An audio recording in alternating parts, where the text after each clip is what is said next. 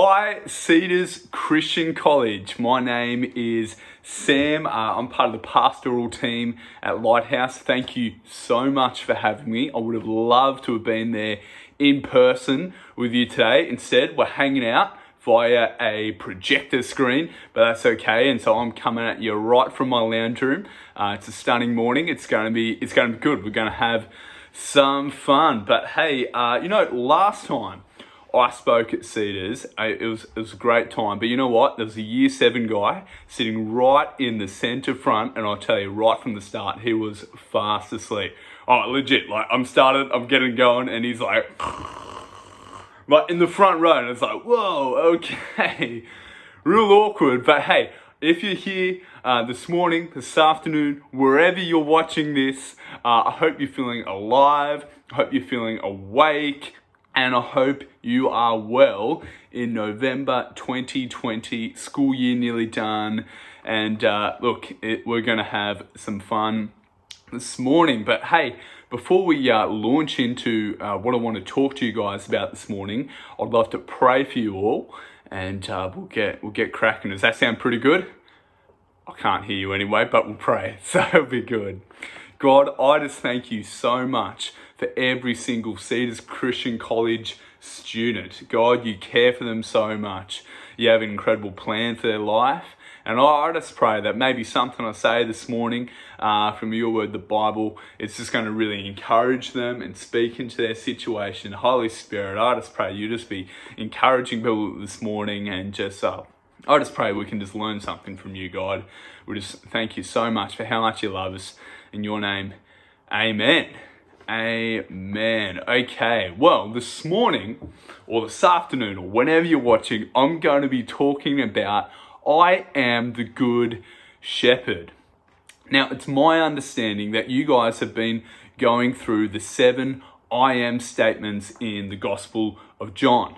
Now, it's really cool that we had these sayings of Jesus in John's Gospel. Did you know that the account of Jesus' life is a little bit different in the Gospel of John? Matthew, Mark, and Luke, like all our other Gospels we have all these kind of mysterious parables, and Jesus trying to tell these really out there stories, and you're often like, that's interesting, what's going on? But John has no parables. And so in John, we often see Jesus just talking really straight, like really direct to his disciples or the Pharisees or whoever might be in the room at the time. And he says these direct statements that are basically saying, this is who I am. This is my character. This is my nature. And so in this passage we're going to look at, he's speaking right into that. But he says things across the Gospel of John. I am the light of the world. I am the bread of life. I am the vine. I am the way, the truth, and the life. No one comes to the Father except through me. And today we're really going to quickly hone in on what he says in John chapter 10, verse 11, where he says, I am the good shepherd. I wonder if you've ever hung out on a farm before. I remember when I was in year 9, shout out to all the year 9s. Hey. I remember when I was in year 9, the youth group I was a part of at the time, awesome youth group. But one day, our youth leaders and youth pastor thought it'd be a great idea to take us out to a farm. I don't really know what the reason was, but they're like, let's go out to a farm. And one of the things we did on this farm was they decided, hey, bunch of the youth guys, let's chuck them in this sheep pen. Right? And the aim was we had to go into this sheep pen, tackle the sheep, I'm not kidding, tackle the sheep and basically drag them over to the next sheep pen they had to be. And look, I was pretty skinny in year 9, right? Skinny Sam, okay? But, I had confidence. I was like, yeah, we're going to get the sheep. It's going to be great. And I charge in there. I grab onto this sheep. I'm by the wall, and literally the sheep flips me over. I'm on my back, right, getting dragged around this sheep pen, and the youth leaders are like, do we laugh at this guy? What is going on? And does someone come in and help him? They're like, yo, dude, just let go. It's dragging me all over the place. It was super embarrassing. And I think back to that story, I was like, I was not a good shepherd. I found the hard way that being a shepherd is tough. Sometimes we might get this image of Jesus as the good shepherd cuddling the little lambies, but it was a difficult job. If we read in the Old Testament, you might have come across the story of King David, and before he was a king, he was a shepherd boy out in the fields, and he had to fight off the lions and the bears and the wolves and whatever else might come their way to protect his flock of sheep. So it could be a really dangerous job.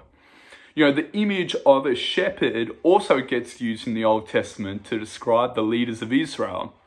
In Ezekiel, one of the prophets, in Ezekiel chapter 34, the prophet Ezekiel describes how Israel's leaders were like shepherds who didn't protect the people. They didn't care about those who were weak or vulnerable or struggling. He says, you took care of yourselves and you left the sheep to starve.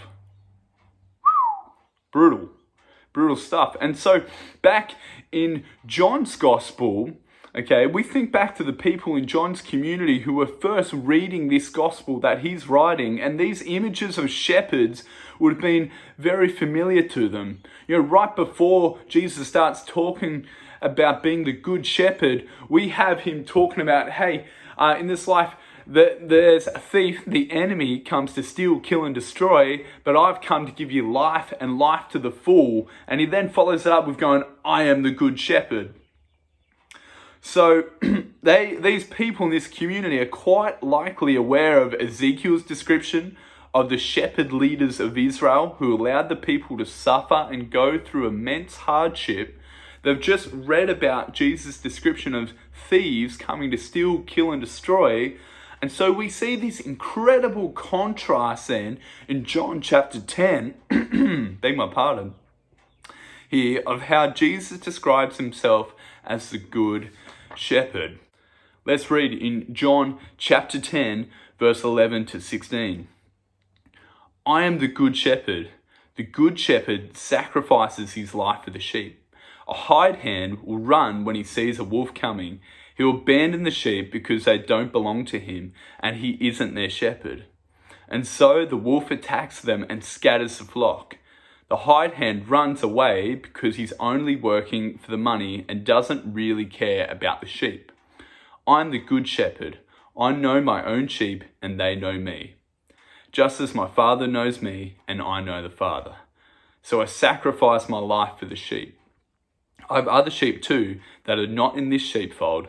I must bring them also. They will listen to my voice and there will be one flock with one shepherd. So as we sort of wrap up today, I just want to give you two really quick points to think about with this passage of I am the good shepherd. Point number one is this: Jesus never abandons us. Jesus is not about to run away because 2020 was a hard year. Other people might run, friendships might change, other people might let us down, but Jesus is still there for us.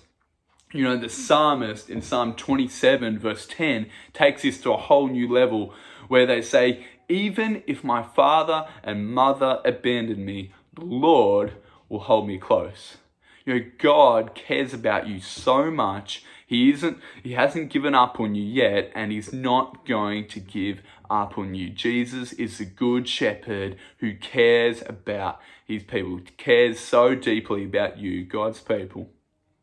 Second point is this: you can personally know Jesus for yourself. Let's have a look at that passage again. In verse 14 and 15, it says, I am the good shepherd. I know my own sheep and they know me. Just as my Father knows me and I know the Father, so I sacrifice my life for the sheep. In order to care for their sheep as best as they can, a shepherd has to know their sheep really well. They have to know if one is missing or has been attacked. It was often custom in this part of the world for shepherds to even give their sheep nicknames, right? And so they had to know these things, so in case the sheep would get attacked or anything like that, or know if one's missing, they would know their sheep and know their flock so intimately and so well. And so this is a picture for how we can know Jesus for ourselves. He isn't some distant, far off God ready to smite us. Instead, he loves us so much and wants to be known by us. The Good Shepherd loves us so much that he did lay his life down for us. He did this on the cross when he took on everything you and I have ever done wrong. So you and I are not just a product of the guilt and shame of our past, but because of what Jesus did on the cross, because of Jesus, the Good Shepherd, I can have new life. Maybe you want to know how you can personally follow Jesus for yourself. I just, as we really quickly close, I want to encourage you with two things. First of all, how about you talk about it to a friend who you know is a Jesus follower? You can even talk about this to Carol. Maybe come up to him and go, hey, you know what? I want to know what it's like to follow Jesus. Jesus, the Good Shepherd. Can you tell me about that? Maybe they would even love to pray for you. Second thing is this. I want to encourage you, join a local youth group. Many of you probably already a part of youth groups. I just really want to stress this so much. Lighthouse has an awesome youth group and they'll be awesome to hang out on a Friday night. But there are so many great youth groups right across Wollongong, right across the Illawarra. I just want to encourage you, wherever you might go, maybe you have some friends that go to a particular place, just go, hey, can I come along to youth with you? Because one of the best things is, look, following Jesus is not a solo mission. You got to do it around people, around community, people who are going to cheer you on. And hey, maybe you can follow Jesus with them. That would be so awesome. Hey, well, look, that's all I have time to share with you guys this morning. Thank you so much for having me. It'll be awesome to hang out in person at some point in the future. But for now, hope you have a great rest of the day and week and school year. And we'll see you next time. Thanks. Bye.